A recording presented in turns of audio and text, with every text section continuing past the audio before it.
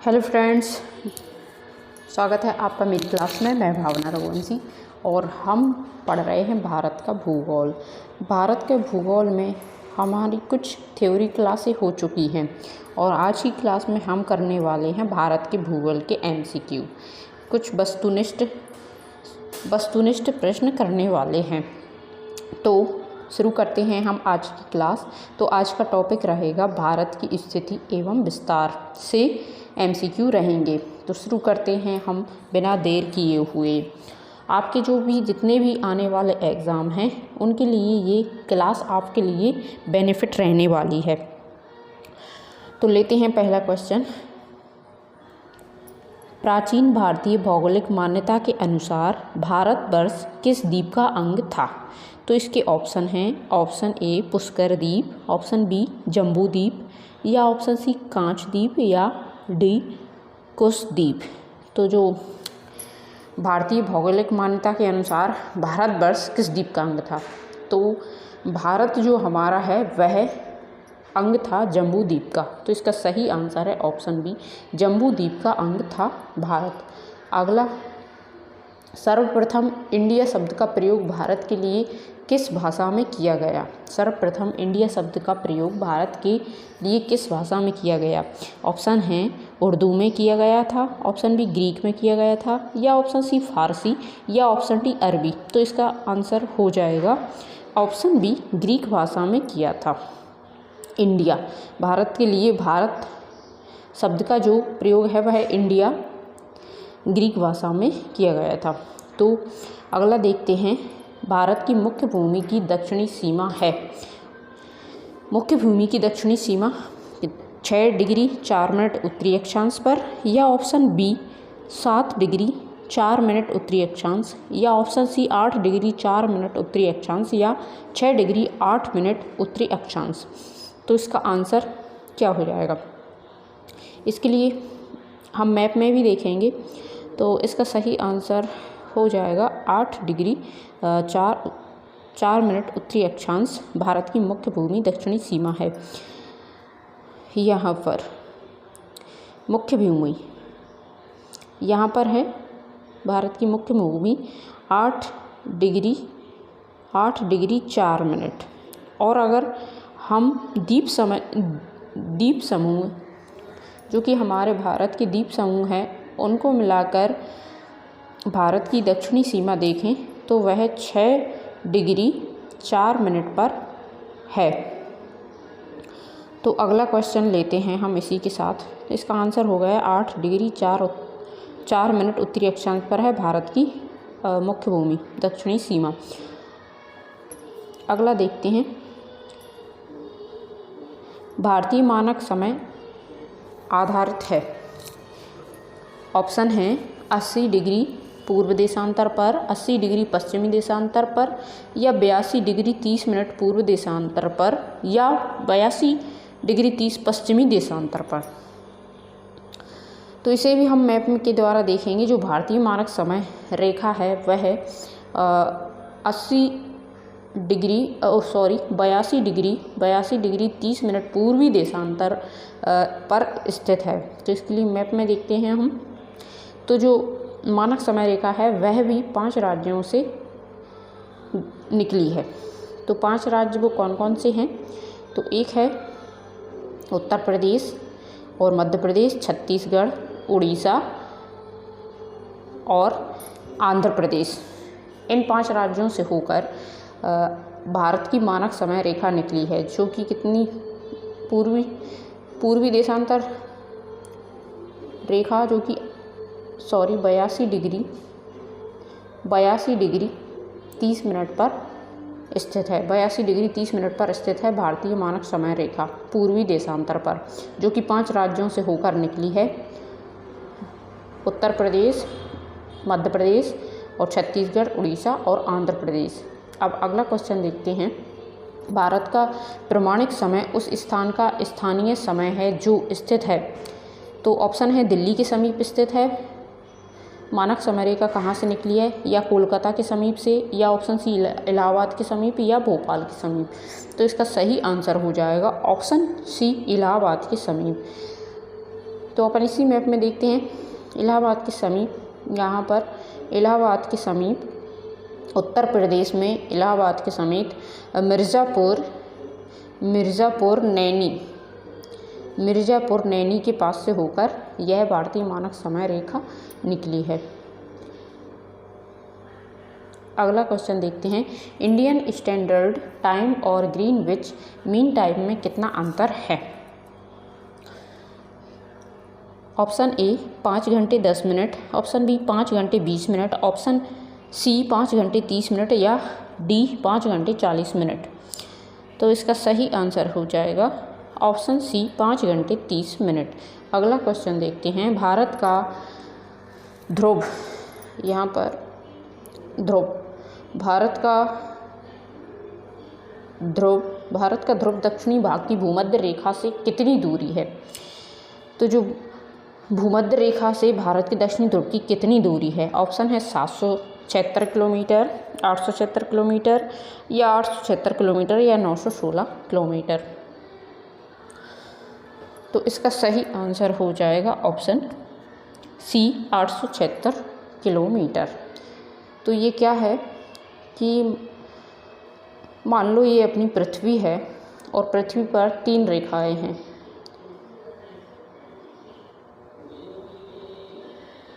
तो जो बीच वाली रेखा है 0 डिग्री, यह है भूमध्य रेखा, और ऊपर है कर्क रेखा और नीचे है विषुवत रेखा। तो इसमें जो है अपना भारत कर्क रेखा पर स्थित है, यहाँ पर भारत, और भारत का जो उत्तरी ध्रुव माना जाएगा वो यहाँ माना जाएगा, दक्षिणी ध्रुव यहाँ पर है भारत का।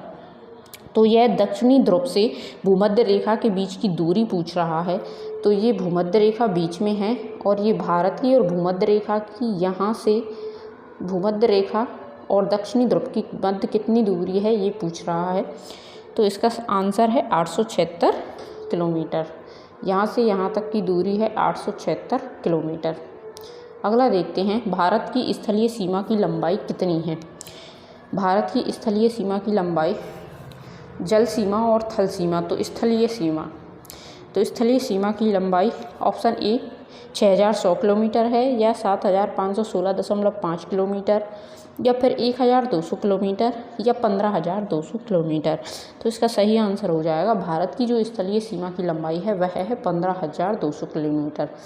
तो मानचित्र में आप यहाँ से देखते हैं, ये स्थलीय सीमा है हमारे भारत की, यहाँ से यहाँ तक।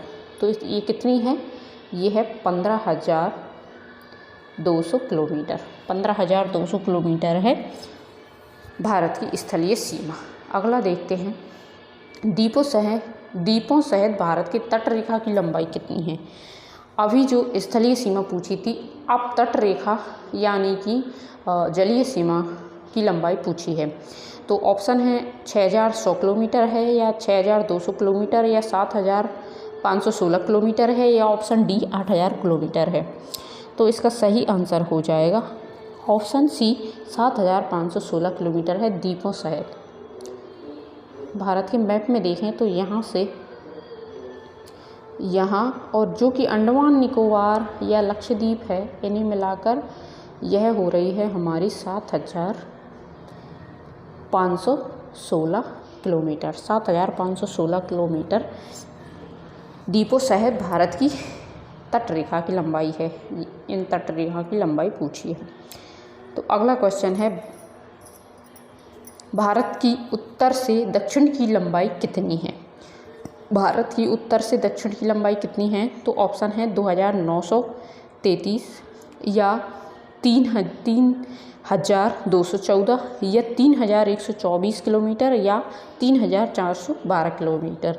तो इसका सही आंसर हो जाएगा 3214 किलोमीटर। ऑप्शन बी इसका सही आंसर हो जाएगा। 3214 किलोमीटर है भारत की उत्तर से दक्षिण की लंबाई। उत्तर से दक्षिण की लंबाई 3214 किलोमीटर। 3214 किलोमीटर भारत की पूर्व से पश्चिम की लंबाई कितनी है?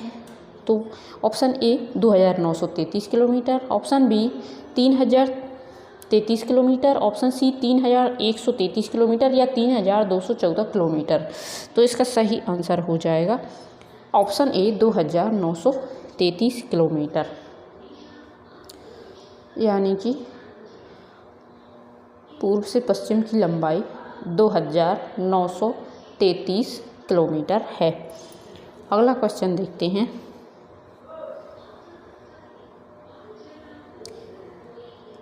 भारत की तटरेखा की लंबाई। अभी भारत की द्वीपों सहित तटरेखा की लंबाई थी उस क्वेश्चन में। अब पूछा है द्वीपों को छोड़कर भारत की ऐसी ये लंबाई कितनी होगी। ऑप्शन है 6100 किलोमीटर, 6200 किलोमीटर या ऑप्शन सी 6175 किलोमीटर या 6500 किलोमीटर। तो इसका सही आंसर हो जाएगा ऑप्शन ए 6100 किलोमीटर है भारत की तटरेखा की लंबाई। भारत का क्षेत्रफल विश्व के कुल भौगोलिक क्षेत्रफल का कितना है। ऑप्शन ए 2.2%, ऑप्शन बी 2.4% या ऑप्शन सी 2.8% या ऑप्शन डी 3.2%। तो इसका सही आंसर हो जाएगा ऑप्शन बी 2.4%। अगला है भारत के कुल क्षेत्रफल का कितना प्रतिशत भाग पर्वतीय क्षेत्र माध्य समुद्र तल से 2135 मीटर या अधिक ऊंचाई के अंतर्गत आता है।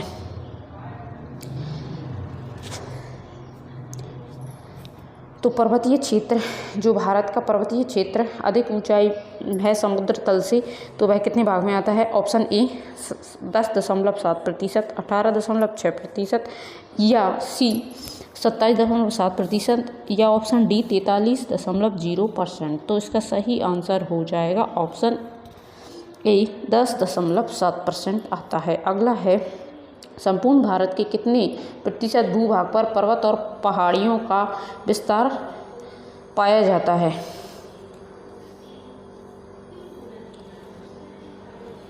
ऑप्शन है 10.7%, ऑप्शन बी 18.6% या 29.3% या 43.0%। तो इसका सही आंसर हो जाएगा ऑप्शन सी 29.3%।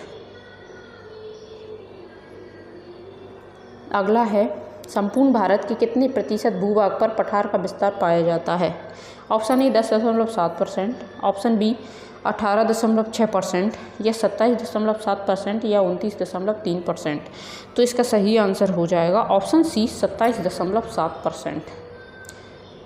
अगला है संपूर्ण भारत के कितने प्रतिशत भूभाग पर मैदान का विस्तार पाया जाता है। तो भारत में मैदान कितने स्थान पर पाया जाता है। ऑप्शन ए 10.7% पर या 18.6% पर या 27.7% या 43.0%। तो इसका सही आंसर हो जाएगा ऑप्शन डी 43.0% पर भूभाग मैदान पाया जाता है भारत में।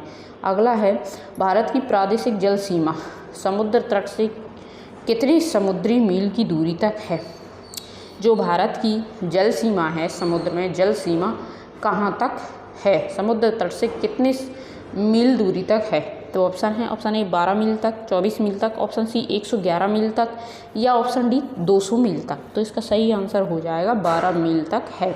अगला है भारत का संलग्न क्षेत्र प्रादेशिक जल सीमा के आगे कितने समुद्री मील की दूरी तक है।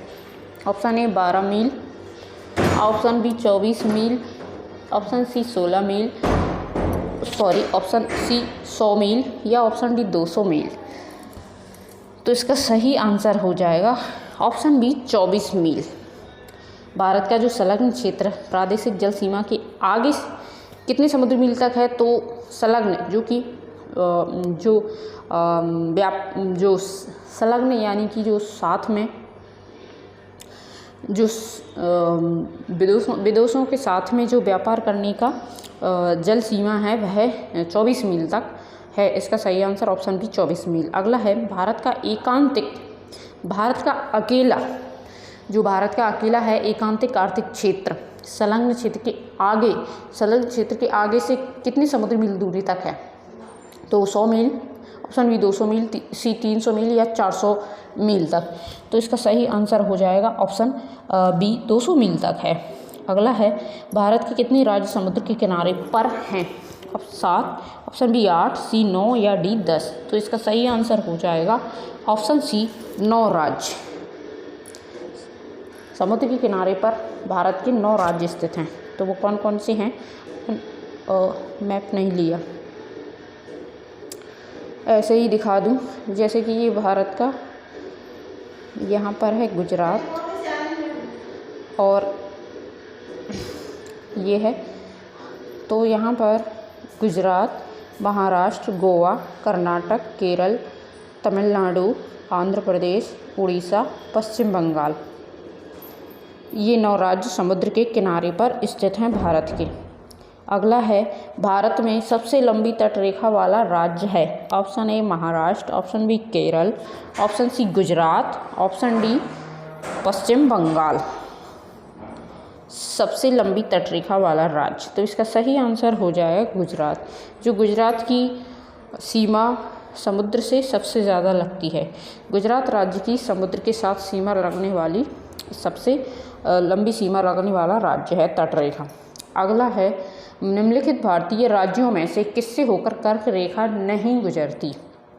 ऑप्शन ए उत्तर प्रदेश से, मध्य प्रदेश, गुजरात या झारखंड। तो इसका सही आंसर हो जाएगा उत्तर प्रदेश से कर्क रेखा नहीं गुजरती।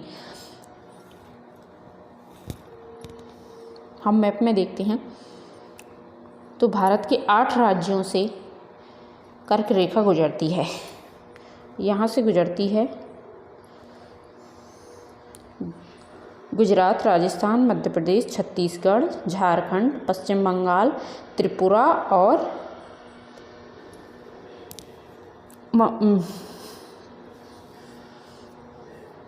मिजोरम।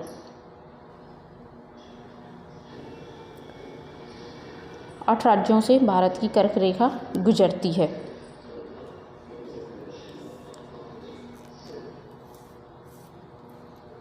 तो इसका सही आंसर है उत्तर प्रदेश से भारत की कर्क रेखा नहीं गुजरती, 8 राज्यों से गुजरती है, जो कि हम मैप में देख चुके हैं। अगला है कौन सी अक्षांश रेखा भारत के मध्य से होकर गुजरती है? ऑप्शन भारत के मध्य से कौन सी गुजरती है? तो ऑप्शन बी मकर रेखा, कर्क रेखा, विषुवत रेखा या आर्कटिक रेखा। तो इसका सही आंसर हो जाएगा कर्क रेखा। कर्क रेखा भारत के मध्य से होकर गुजरती है, 8 राज्यों से होकर गुजरती है। अगला है कर्क रेखा भारत के कितने राज्यों से होकर गुजरती है? Option A 5, option B 6, option C 7, option D 8। तो 8 राज्यों से होकर कर्क रेखा गुजरती है। तो आज की क्लास में हमने 25 क्वेश्चन ही रखे थे। अगली क्लास में हम और क्वेश्चन आगे करने वाले हैं। तो आज के लिए इतना ही दोस्तों। क्लास पसंद आई हो तो लाइक ज़रूर करना। Thank you.